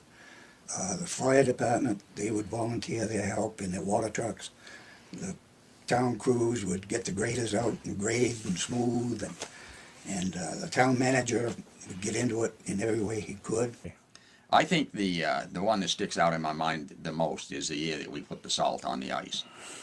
Because on Saturday we put that salt down and we were champs. And on Sunday when the sun came out we were chumps. So I think that was our biggest memory and our biggest disaster. But the event still went off fine, and everybody was happy when they left. They might have been a little dirty, but they were happy. So in case someone's wondering about that, what's behind that as far as why they would put salt down, and how did it benefit? It was, it was icy. It was cold. It was very cold. That was actually the year that Claude Hebert broke the telephone pole off. Wow. It was 1969, and Saturday was below zero. And it had rained. Well, you know how years ago we would have a cold snap between Christmas week and New Year's, and all through January it'd be below zero, and then you had the January thaw. Well, the Grand Prix always fell on the first weekend in February, so it usually came right after the thaw was over with. Well, during the thaw, it rained. And then it got cold again, so that track up there was just glare ice. Glare ice. And there were a lot of sleds with cleated tracks. It was Out of Cat, Polaris, Motorski, all had cleated tracks. And if they hadn't done anything, the Skidoo would have been a route for the rubber track sleds, because the cleated tracks, those things would have been just going around in circles. Yeah. So they opted to put, because you can't put sand and gravel down because of the slide rails. Yeah. So, so they opted to put down salt. And the salt actually it was gritty enough on the ice, so everybody stuck. and it seemed to work fine. And More of then a textured surface. yeah, and early Sunday morning, it was still okay because it was still very cold Sunday morning, and that's when Claude broke the telephone pole off. But later that afternoon, the sun came out, and it got up into the 40s, and that salt started to work, and it was nothing but mud. I think you saw the photo. You've probably seen the photo of Paul Lamontagne with his face was just covered in mud in his goggles. I have seen That was the year. Yes. Yeah. Wow. That was, That was everything part of was that. just mud. Crazy. Yeah. So it was a learning curve, you know. Yes. They learned not to put salt down ever again. A valuable lesson was learned. Valuable lesson there. So, but that's what Mike was talking about. Sure. Yeah. So we've got comments coming in. We've got Reese Fleury asking if that hole is still in the wall. I don't think that was the Lancaster Motel, because that was Tom McLaughlin that actually put the beer bottle in that hole in the wall, and he was the owner of the Lancaster Motel. So I think they were probably at another place. Gotcha. This is probably over in Bangor or somewhere else. And Sure. who knows if maybe the hole was already there, and that's why they put a painting up. Yes. I'm not going to accuse those guys of actually putting a hole in the wall, because that could have you could have been there, and they just happened to discover it. Have some fun with it. Yeah. So yeah, and they just had some fun with it. But Sure. no, that wasn't the Lancaster Motel. Sure. Yeah. Now we've got another comment that's come in. This is James Spranger. He was on the other night, Thursday night, with his twin brother, John Spranger Jr. And he's making a comment. He says, the reason I didn't talk much Thursday night is because I have Parkinson's and I got my vocals. And we totally understand about that, James. Yeah. And it was wonderful to meet you. We really had a good time getting to know you and your brother. And that was a lot of fun. So we appreciate your coming on the other night, James. Yeah. Cool deal. And for filling us in on that. We appreciate that. Oh, and Mike Beatty, did you notice when he was talking, he looked like he had Bell's palsy? Yes. That wasn't that. He had a tumor in his neck removed, and when they took the tumor out, they actually cut the part of the nerve that controls the facial muscles on that side of his face. So that's what that was. That was unfortunately that was a permanent. It created the drooping of one side of his face, which is permanent. Gotcha. And I think this was done in like 2010, and 2 years later, Mike passed away. So that's how close it was to. Wow. Yeah. Mike. It's good that you got these interviews with them. Oh yeah, and Tim here is gone. Timmy White's gone here. Yes. I can probably tell you who is still left easier than I can tell you who's gone. Yeah, that's sad. Yeah. So.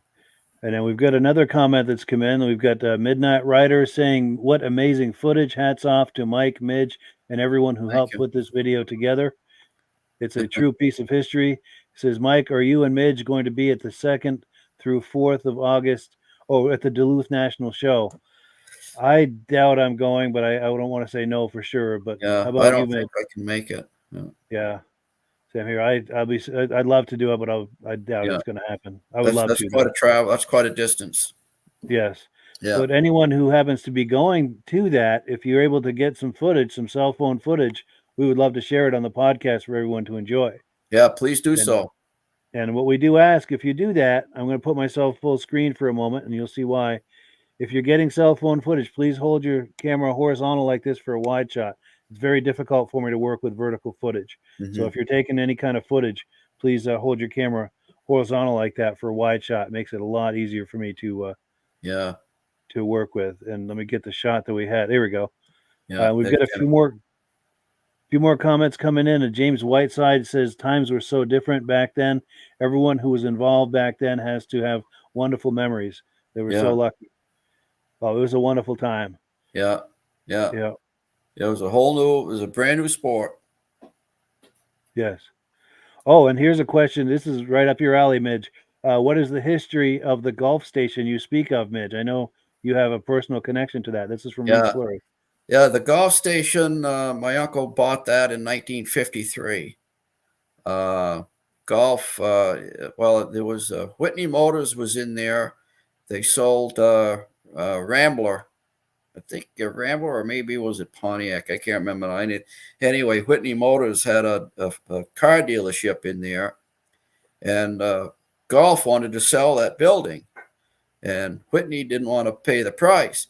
So Whitney moved out back. They bought an old hay barn out back and turned it into a dealership. And my uncle purchased the Golf station from Golf. And so he owned the building. It wasn't owned by Golf. He owned the building. And he opened that up in 1953. And he ran that Golf station until 1988. He passed away in 88. Wow. And he was in the process of actually selling the station to C.N. Brown at the time, just before he passed away, unfortunately. Wow. So I ended up, I cleaned our personal tools and everything out of the building in 1988, and my aunt was able to sell the place.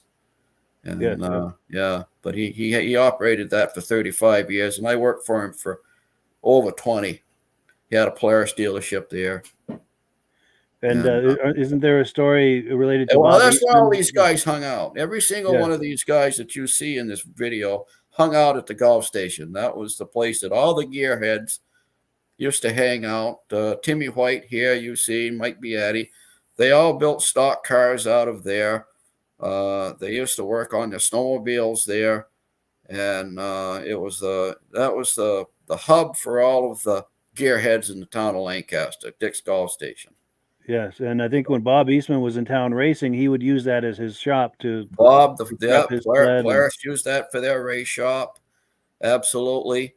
And Bob Fortin, the great Bob Fortin, used to stop in there every day. He used to see Bob every day. They were like my older brothers, actually. Nice. And Bob Martin used to stop in there all the time, and it was really something. That's and cool. Dick would not allow drinking. He never would allow drinking there. So the wives did not mind that those guys hung out at Dick's. There we go. Yeah. Nice. And now we've got a few more comments. A great show as always. Good job, Mike and Midge. We appreciate that. Okay. Yeah. Thank you. And Jeffrey Patton says, I won some races at Weedsport, New York that turned into mud. So he knows what you were talking about or what they were talking about in the video. Yeah. Well, cool. Yeah.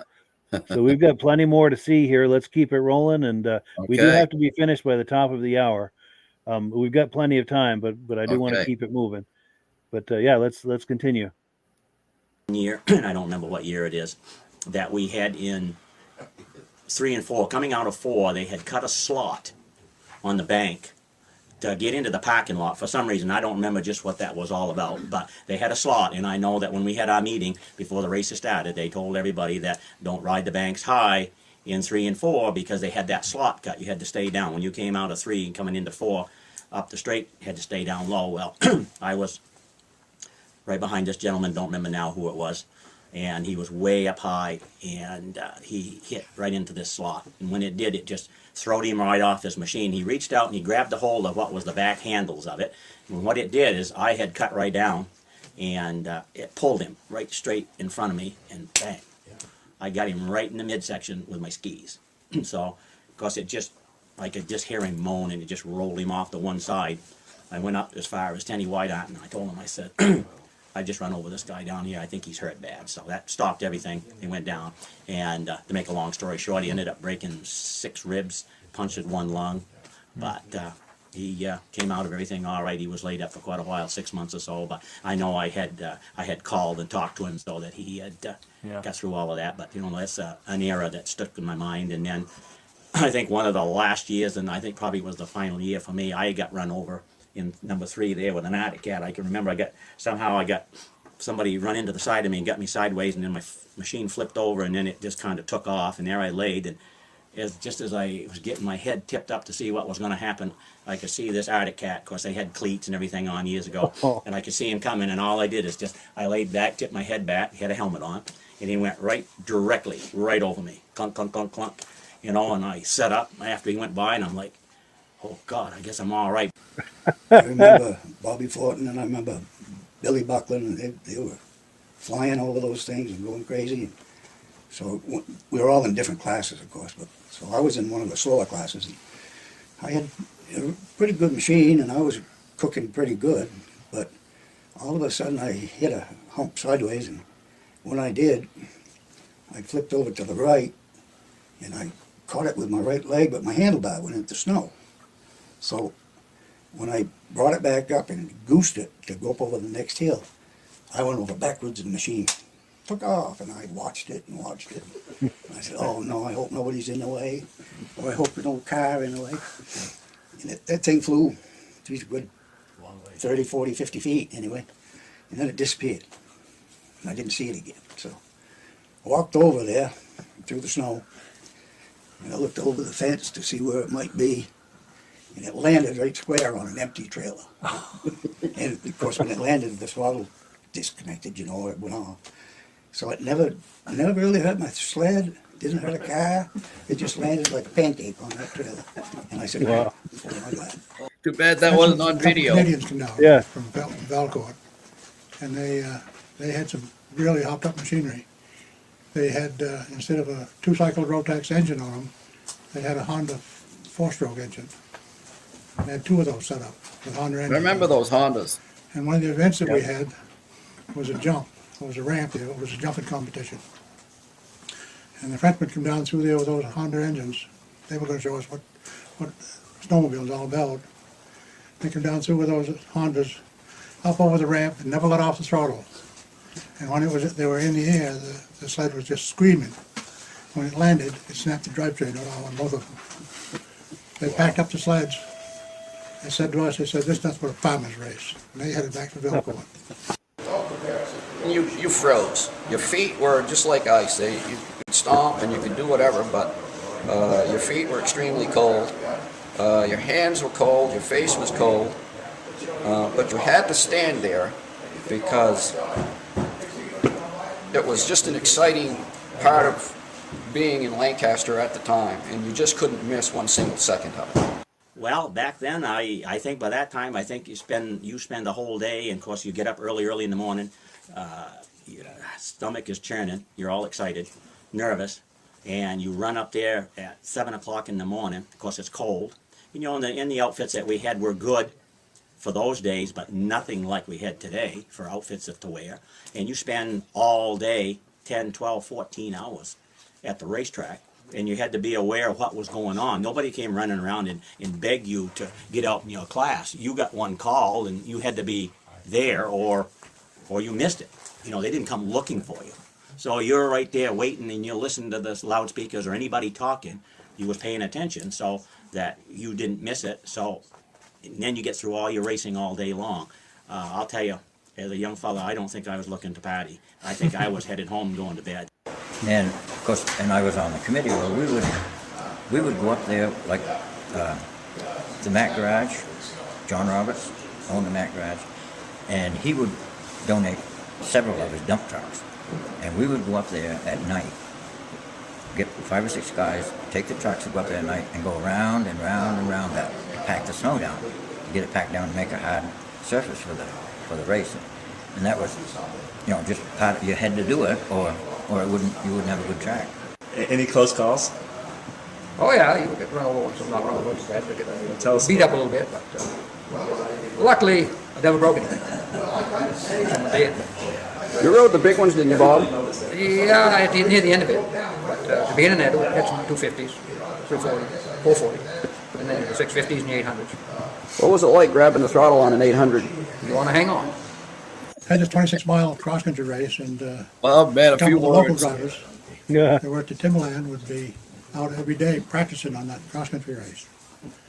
Well, Mike and I discussed it, and I said, I think that's kind of unfair. I'd like to see our guys win it, but I really, you know, the people from out of town aren't having they're not having a chance to practice. So we should keep it fair for everybody.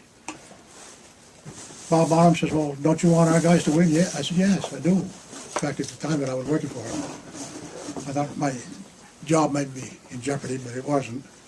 So anyway, we get up Saturday morning, 4 o'clock in the morning, and Mike and I went out and changed the cross-country course. And I guess it was quite a shock to the boys that had been practicing on it, because they come around the corner like, whoa, what is this? And they had pulp. We'd up in Phillipsbrook, and then piles were 30 feet high, and we'd go right up the top of them, and we bring flares to cook beans in. And I'll never forget the time we were up there. Curly says, geez, I think I put a hole in that can. And boy, they all tasted sulfur. I think to me, I heard, listen to all the yellow fellows there, was the people we got to know. Friendship that lasted a long time. Whoa, right in that fence. It's like one of Butch's sleds, too. Black tape on it. This is Pittsburgh races, cross-country race. And we jumped to Manchester in '66. There's the gang.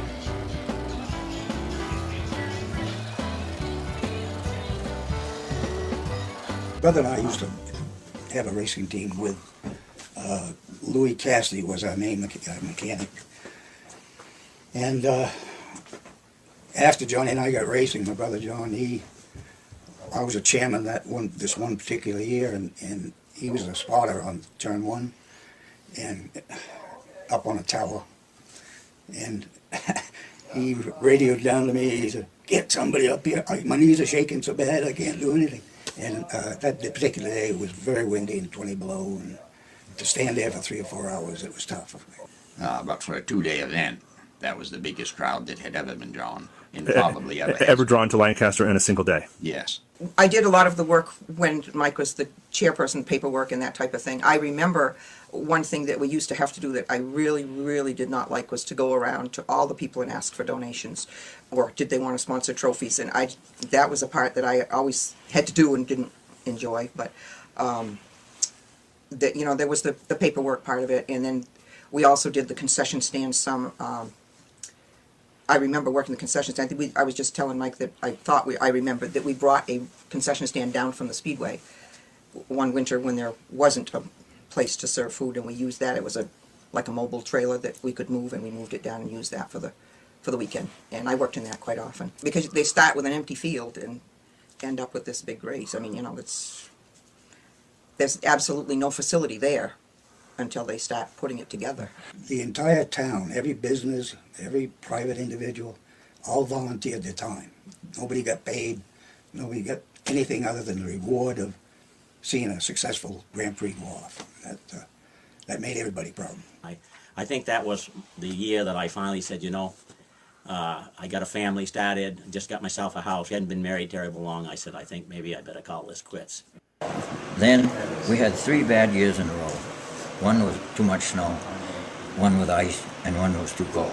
Well, those 3 in a row kept, I mean, when it's 20 below 0 in the middle of the day, you can't expect people to come sit on a snowbank and watch snow. So we lost, you know, the crowd, we lost the people, and then people lost interest. Then we had one year it was almost bare ground, icy, and it wasn't good racing conditions. That's right. We had the best snow machine, and the best years of snow machine that we had. What do you mean? Compared today, there's no fun out there today, right? You know, you might just well sit home. Hated to see it go, but we ended up not enough help, and everybody got kind of, well, they weren't interested anymore because everybody had worked on it so long, so many years, and with no new blood, you know, it just went downhill and finally had to stop. When it finally ended, how did you react to that? How did it make you feel? I want to cry. Really. It was, there'd been a lot of work going with it. And why did we do it? We did it, I guess, it was a kind of a fun thing, and we just wanted to put on a good show. I guess there wasn't much money made out of it because we gave it all back for the prize money. Well, stop it right here, Mike. Back it up to Bob Clark, if you can. Right here? Yeah, right there. Yeah, Bob is the first person that we inducted in the Eastern Snowmobile Racing Hall of Fame in 2017. We went by alphabetical order. And so his last name, Clark, it was, it was low on the alphabet. So it turned out that Bob was the first one we inducted because of that. But when we decided to call that the Eastern Snowmobile Racing Hall of Fame, Bob called me up a couple of times, and he had a problem with us calling it racing. And he says, boy, he said, what about the promoters? I said, well, if the promoters were involved in racing, if they promoted racing, then they can be, well, I don't think don't put racing in there. Just call it the Eastern Snowmobile Hall of Fame. He said, I don't think you should put the racing in. I said, Bob, it's all about racing. I said, we don't care how many times Paul Doherty went up into the Allagash. This is about racing. Yeah. So anyway, he says, well, he said, I don't think you're going to be able to put promoters in there if you call it racing. So anyway, we're there, and we blindsided Bob when nobody ever told him that he was going to be inducted. The rest of them all knew that they were going to be inducted except for Bob. But Bob shows up, and he says, where do you want me to sit? And I says, well, geez. I said, why don't you sit in one of these chairs right here in the front beside these other people? And I says, Muriel, I said, you can sit beside Bob right here. Because I think Muriel knew. I think we told Muriel and all of the other people that came in his party. But Bob was the only one that didn't know. So I'm up there announcing, and I told the story. I told that same story. You've got that on DVD there. Yeah. And I said, I said, to prove that we're going to induct promoters into this Eastern Snowmobile Racing Hall of Fame, I says, the first person we're going to induct is a promoter. I says, Mr. Bob Clark. Bob comes up and he whispers in my ear. He says, what did he say? He says, I'm going to have a word with you after this. Yeah. That's cool. So, yeah. Bob was a definite pioneer in the sport, for sure. Yes. And wasn't he one of the board members of the Hall of Fame? He was, yeah. Right up until he couldn't do it anymore. Yeah, Bob, he developed Parkinson's and dementia, and he fought hard, but he lost his battle here last spring.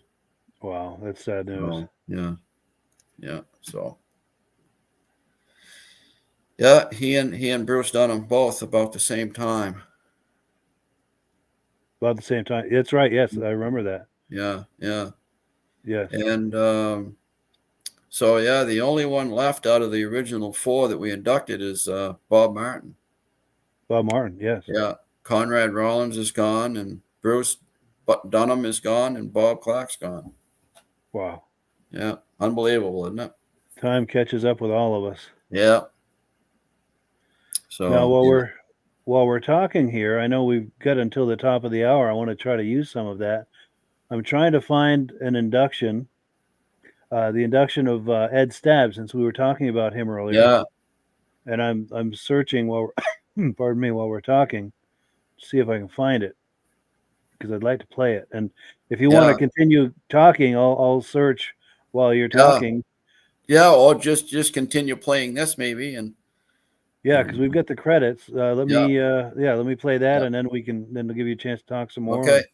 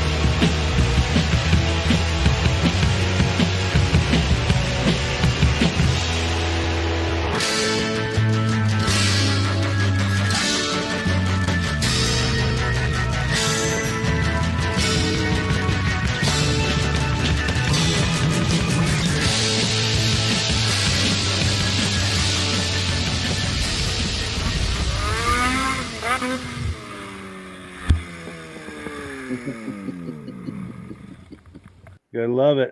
Yeah, yeah, yeah. I did a pretty good job with that. Oh, for sure. Yeah, Yeah, it's yeah, good that you preserve all of those memories and all of those yeah, faces and yeah, yeah. And it was nice that those guys were willing to sit down and talk about. Not a lot of people, and I'm one of them. Just not trained to sit down and talk about things like that. sure. So yeah, it was fun. Oh, for They're sure. all friends of mine. So Yes. yeah. And so they I guess they did it for me. Yeah, that's a nice favor. Yeah. And Yeah. yeah, as it turns out, it immortalizes them. Yeah. Yeah.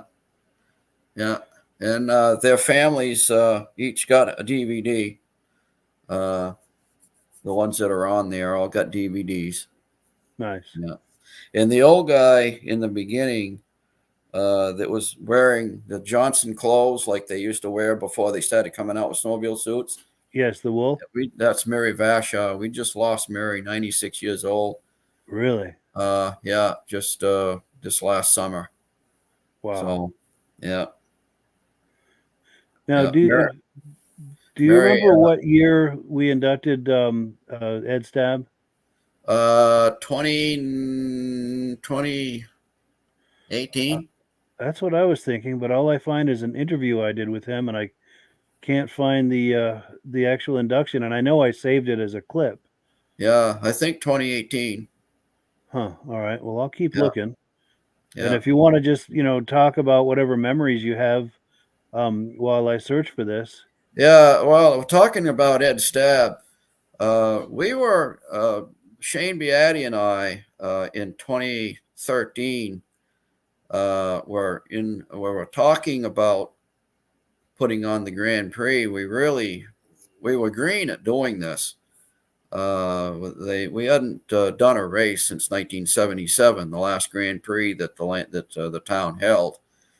So, and with a lot of the original players that passed away, we didn't have a lot of people to bounce off from on what to do, and we wanted to do it right. We didn't. This was the Grand Prix we're dealing with, so it wanted to be done right. So, the Great North Woods Vintage Derby was going on up in Colebrook and Pittsburgh. It was a group that were doing vintage racing up there, so we were in talks with them. That kind of fell through. They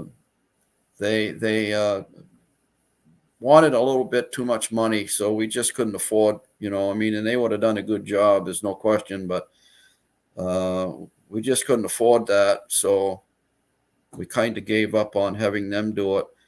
And all of a sudden, we were sitting at Shane Beatty's one night in his office over at his house for the meeting, and a whole bunch of the people that were on the committee, Grand Prix committee, were over there. And we had Ed Stab on the phone, a speaker in the middle of the table. One of the committee members was looking on the computer one day, and he just came across racing over in Boonville, New York. And he found out that the guy that was putting that race on over there, his name was Ed Stab. So he called Ed, and he wanted to know if he would come on and talk to the committee some night about how to put on an ice race. And Ed said, "Sure, I'll give you guys a hand." He says, I'll try to give you some pointers.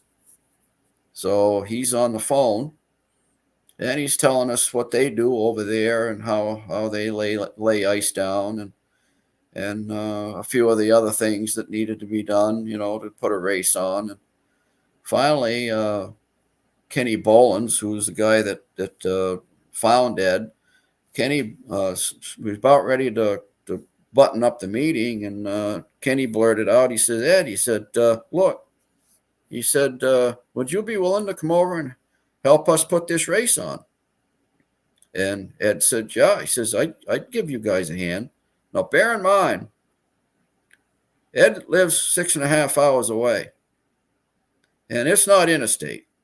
Exactly. If anybody's been over in the Adirondacks in New York, winding, the long and winding road, just like off yeah, a Beatles album. there's not a 10-foot straight stretch over there. It's true. So it's a windy, twisty, and so is Vermont, and so is New Hampshire, and you know it's not an easy travel, and especially in the dead of winter. Yeah. Well, Ed said, sure. He says, I'd give you guys a hand. So Kenny asked him, he says, Ed, he said, what would you charge us to do this? Ed says, $2,800. Well, come to find out, the $2,800 was what it would cost for the insurance. In other words, Ed Stab is coming over for free. Yeah. And he brought his whole troop over. Yeah, His all the whole, guys. he brought his staff over, and the only thing we had to do was we got him 3 rooms at the motel. We put them up at the motel. They asked for that. And other than that, we paid for the insurance, and we got the world's best promoter for free. Yeah, it's amazing. In fact, And then he we're not talking only did about it him. that time, he did it 2 other times. He did it in 2015 and 2017. Yes, came this is out- Ed came Stab in over. the middle on the screen here that we're talking about. You know, there's a reason why Ed is a sizable man, because that needs room for that big heart. Oh, yes. That's why. Exactly. Because there's just you need to have a heart that big. You need a lot of man there. Yes, carry to that hold all around. of that, to contain all of that. Yeah. Yeah. So And building on what you're saying too, he's the most humble guy. You consider how accomplished he is, and that he's Oh. probably the greatest promoter in the East. He just, to walk up to him and chat, he's just a regular guy. You know, there's Yeah. no pretense Yeah. or no Yeah. arrogance or any of that. You know. Yeah. No. And, the great ones are always the ones that are humble. It is true. You ever It is noticed true. that? Yes. And I did find his induction. So this is nice. This is a perfect segue or perfect setup to his induction. It just take me a minute to cue it up here, and we'll watch him not only get inducted into the Eastern Snowmobile Racing Hall of Fame in 2018, but also I was able to catch him for an interview after, and we're going to have that as well. So without any further ado, let's watch Ed Stab be inducted into the Eastern Snowmobile Racing Hall of Fame, our good friend.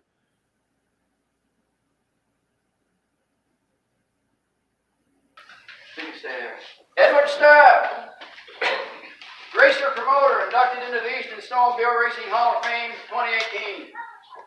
In 1968, 12-year-old Ed Stab begged Agway owner and Skidoo dealer Fay Cavlin to please let him help work on the machines.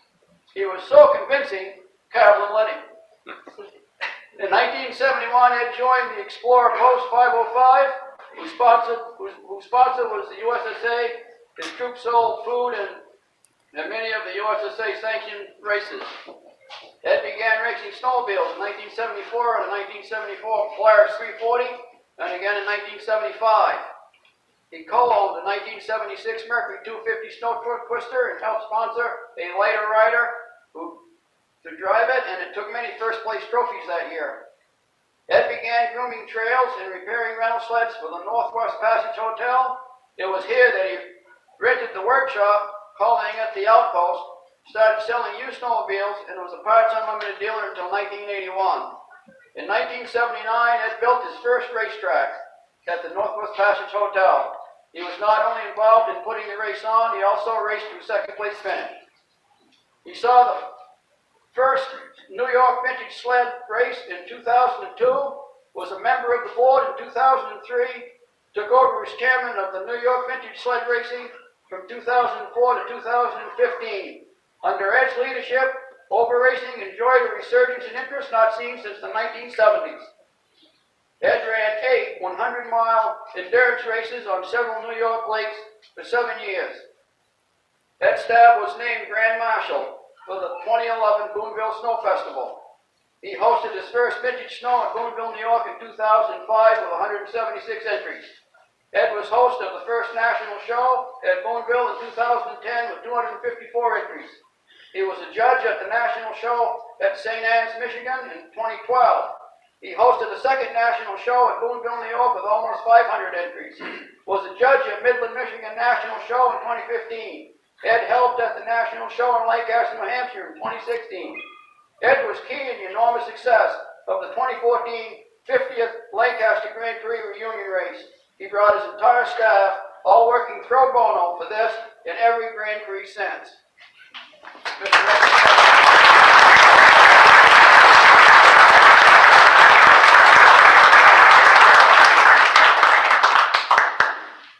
I'm going to keep it short. It's been a pleasure to come up here to New Hampshire to put on the races that we do. The credit that you guys are giving me is very nice, but you know, when you run an organization like we have, it's not just me. It's my helpers, my track directors, all the guys that come and help me put on these races. Without them, you can't do it. I mean, the 100-mile races, I had to have somebody go out and build those tracks. You had to have somebody sitting out there all day, making sure guys didn't cut corners. You know, that's a long day of sitting there. You can't do it without help, and you got to have good help. The flagmen to stay out there all day and flag the races and stuff. The girls to sit out there and score the racers. They sit out in the cold to watch those guys. If it's 30 below, that's where they're sitting. You know. So, like I say, I'm honored to have this, but I want everybody to know that it takes a lot of people to run something like this and keep it going. And Midge, Paul, the only thing I can say about Paul, he has a good shirt.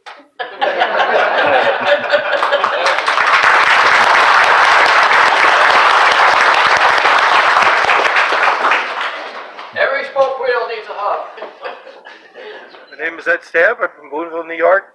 I run the northern division of the Vintage Snowmobile Racing. I put on the races up here in Lancaster, New Hampshire. I've been involved in racing for 15 years. I think that this Hall of Fame is a great thing. It recognizes the people that are involved, but you also have to recognize the people that help us, because without the people that help us, we wouldn't have it. I started racing back in the 70s, and then I realized I was a little too big to race, so I decided I would start promoting and putting on races. We put on 100-mile races, we put on cross-country races, and we put on the ice ovals. Yeah, here's to our good friend Ed Stab. Yeah. They don't get better than that. No, and Ed, he'll ship anything you say good about Ed right towards other people. Yes. Do you notice how he changes the subject and he that's the promoter in him, because he promotes everybody else but himself. It's true, and to echo that, I've tried to get him on the podcast many times, and he'd rather be behind the scenes, than be out front. No, he's that's unbelievable. Yeah. He's a very selfless man, very wonderful man. It's and again, this is you and I with him yesterday, having a photo opportunity with him. Yeah. Ed's health is not that well either, and but it's not stopping him. Yeah, and he's still it won't stop. Yeah, doesn't stop him from promoting events and going to events. Like you said, he drove over 6 hours to attend the Lancaster. He does dialysis 3 days a week. Dialysis. It takes 4 hours, I think, every time he goes to have a dialysis done for his kidneys. Yes. So he was in a bad wreck when he was a young fellow, like 16 or 17. He was in a bad wreck, and this is the ongoing thing that he's had to deal with for the rest of his life. And it's now it's kind of, it's at that stage right now. So he's doing dialysis, but it's not going to stop him. No, and it never will. No, and I got to give him credit too, because in my day job, I'm associated with a lot of people who are going to dialysis, and at the end of the day, it really takes a lot out of them. It takes a lot out of them. Yeah. And to continue he being did dialysis probably Friday, and he was there Saturday. Yeah, and to still be have a full schedule with all of his vintage activities, it's really impressive. Yeah. And we've got tons of comments coming in. Did you have another thought on that, or? No. Let's see what they say. Sure. Our good Yeah. friend Rob Hilditch is in the house saying great history. Hey, Thank Rob. you, Rob. Absolutely. Yeah. Go ahead. You like Rob? Absolutely. Rob has been very kind to us. Yes. I Yes, wish he I had has. that clip. Wish I had that clip handy of where he sent us some hoodies. Yeah. Yes. I've got the hoodie. Yes, he's a dear I friend. wore that hoodie, by the way, Rob, up in Pittsburgh at the vintage show up there. Nice. So everybody saw it. Nice. Put it on display. Yeah. Well, cool. Alan Gove says, great show tonight, gentlemen. A lot of good history. Never gets old listening to this. Well, we appreciate that. Ben Thomas says, awesome job sharing and the history of vintage snowmobiles in Lancaster. Well, thank you so much for that. Thank you. Team Baywick says, amazing history direct from the individuals. You guys did a great job with this show. Thank you. Yeah, thank you so much. James Whiteside says, Midge, do you still ride? And if so, what brand do you ride? Still Bombardier. Have you got the photo of me on that sled, Mike? Not handy. No. I wish I did. Yeah. I'm trying to think of where that image is. Yeah, I don't No, know. actually, I've got a vintage Polaris that was given to me when I retired from the Ford garage in 2016. It's a 1977 440 TX. Because my uncle and I sold Polaris for 14, 15 years here in Lancaster. And so I'm kind of a Polaris guy. And so they gave me that. And then I had Mark Belanger turn it into a 1975 PDC clone. So it looks like a race sled. I'm searching frantically for that too. Yeah. Because I'm dying to pop that on the screen. We all need to see that. Yeah. And it's not It's handy. in your photo gallery somewhere. Yes. Where did I? Let me see if this. No. Yeah, it's not happening. I'm sorry about that. Yeah, it's okay. But we still have plenty more comments. Let me go back to that. So yes, also someone saying great job. Thank you for that. Ben Thomas says, I believe Ed Stab was inducted in 2020. It was 2018. But 2018, yes. Yeah. 2020 was the first outdoor ceremony, I think. Yes. Yeah. Yeah, it got too big to have inside, which is a nice problem to have. That's right. It grows every year. It gets a little bigger and better every year. Yeah, we had it at the fairgrounds. Yes. Last year. Yeah. Yeah, we're constantly refining it and making it bigger and better. Oh, in case you haven't heard in previous episodes of our podcast, Midge, our friend Midge here on the screen, is the founder of the Eastern Snowmobile Racing Hall of Fame.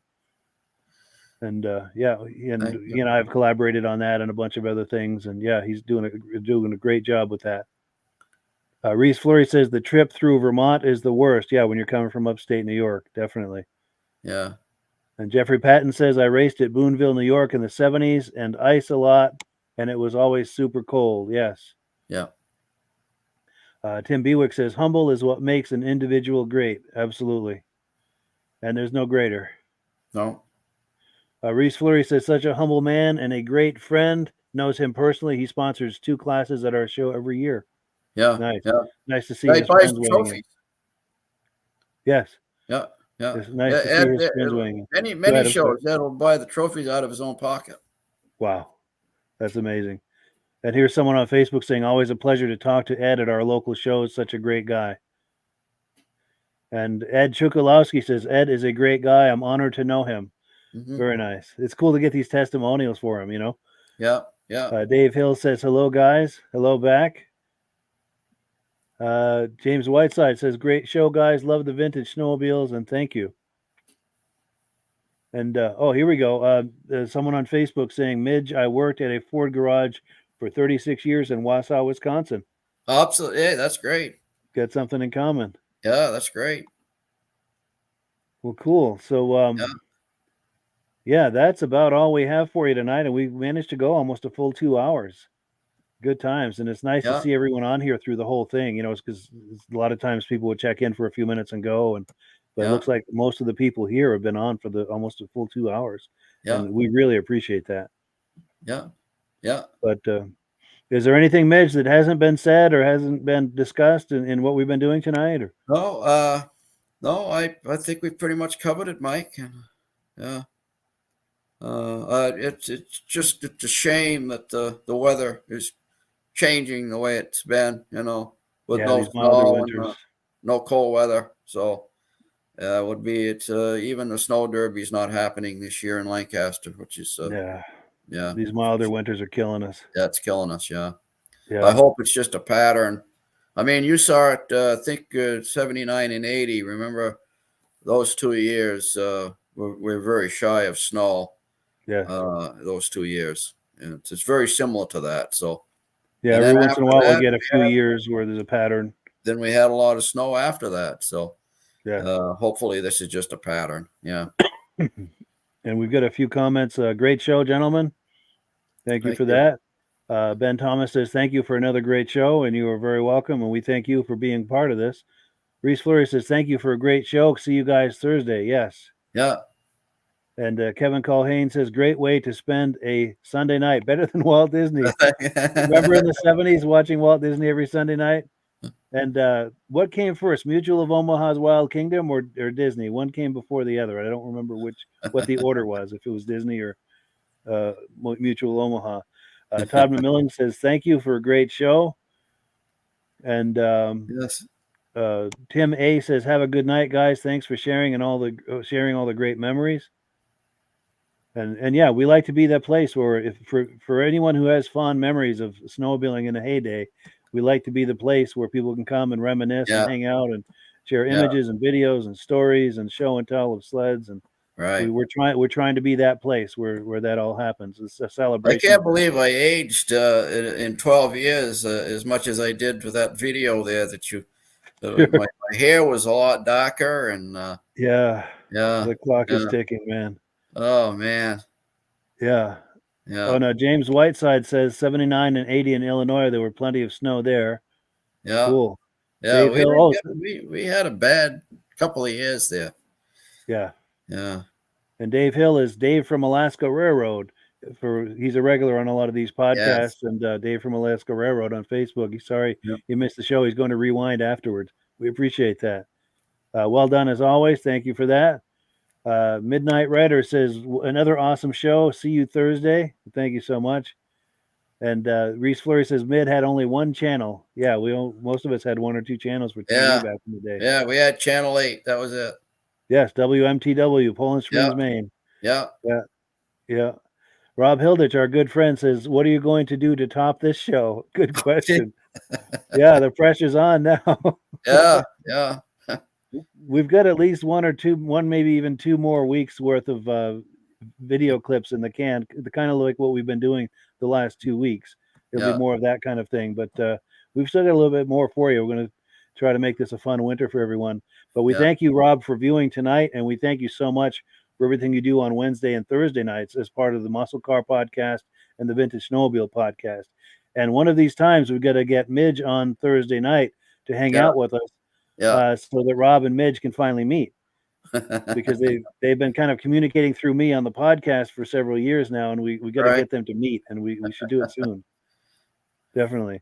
Thank you for all the history, Mike and Midge. John Spranger, I was at the Ford Tech in Wausau. Okay, so it was John Spranger saying that. Cool. So John Spranger was the Ford Tech. Wow. Oh, and here good question. Alan Gove says, when is the next Hall of Fame induction ceremony? Go ahead. Yeah, I think it's September 7th, isn't it, Mike? Yeah. Yeah. September 7th. At the museum. Yes, Crane. We'll probably try an outdoor. We usually try an outdoor event. We did it at the fairgrounds only because we thought it was going to rain. Yes. And that's why we did it up there under the big commercial hall. That worked out nice too. Yeah, it did. And it was gray all day. I think it might have sprinkled a couple times. It never really. It did in the morning. It rained in the morning. So, and you know what that would do to a sound system. Yes. Yeah. You just can't get any water on stuff like that. So. No. And Alan Gove says he's going to mark it on his calendar. Yes, we hope to see you there, Al. Yeah. And Jeff Maurer says Ed got home from dialysis Friday at 11, and we left at 11:45. Drove to New Hampshire. They were up there at 6:05. Thank you for a great show at Cranes. Great seeing you both, Mike and Midge. Yes, and I know I had a great visit with Jeff yesterday, and you probably did as well. Yes, yeah. Nice, great nice guy. people. Yes. And Jeffrey Patton says, good show, guys. See you on Amsoil Thursday night. Yes, looking forward to that. Oh, and our good friend James Spranger says, thank you for a great show. We appreciate that. Cool deal. So, yeah, we are running out of time here. It's kind of like Cinderella if we don't finish at 10, because we've got a 2-hour window to work with this interface that I do. And at the 2-hour mark, it's like Cinderella. It all closes. So with that, we're going to wrap it up. But thank you so much to our viewers, and thank you to Midge. It's been a wonderful evening. It's flown right by. 2 hours just flew by. It did. And all right, Mike. Thank you very much for doing this. Oh, my pleasure, and thank you as well. Thank you for bringing all this wonderful history, and thank you to our viewers for making this a community. We're enjoying this as a community. Yeah, it's wonderful. Yeah, absolutely. All right, everyone. Have a good evening. All right. Night.